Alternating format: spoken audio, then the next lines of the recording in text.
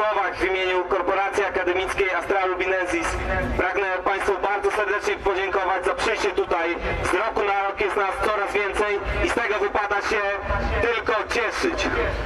Dlaczego Witold Pilecki? To mogliśmy usłyszeć już na kazaniu, kiedy ksiądz podkreślił, że jest to jeden z największych bohaterów świata, bo tak do tej postaci należy podchodzić. Był to jeden z największych bohaterów, choć nie był wielkim wodzem, nie był taką osobistością jak Aleksander Wielki czy słynni wodzowie starożytności bądź w czasach współczesnych, ale był on wielki dlatego, że był zwykłym człowiekiem, był mężem, ojcem i w chwili próby potrafił stanąć na wysokości zadania i na swojej służbie wytrwał aż do końca. Niestety, do tej pory, tak jak to już było podkreślane nieraz, ta postać nie zajmuje należnego jej miejsca w świadomości publicznej. W naszym środowisku tak, to jest postać znana, ale nawet koledzy roznoszący plakaty na ten marsz, na miasteczku akademickim wśród studentów słyszeli głosy, kim właściwie jest ten Witold Pilecki.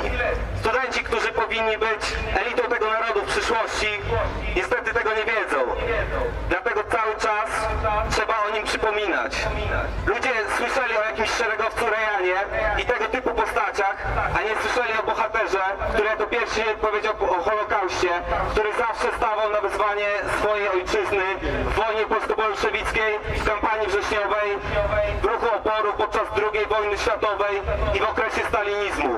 I za najwyższe wartości oddał życie. Myślę, że jakby każdy z nas, chociaż w 10% był taki jak rotmistrz Witold Pilecki, ten kraj i ten świat byłby lepszy. Dlatego miejmy go za wzór zawsze w swoim postępowaniu, w swojej działalności publicznej i cały czas upamiętniajmy postać jego, postać Łupaszki i postać dziesiątek czy setek żołnierzy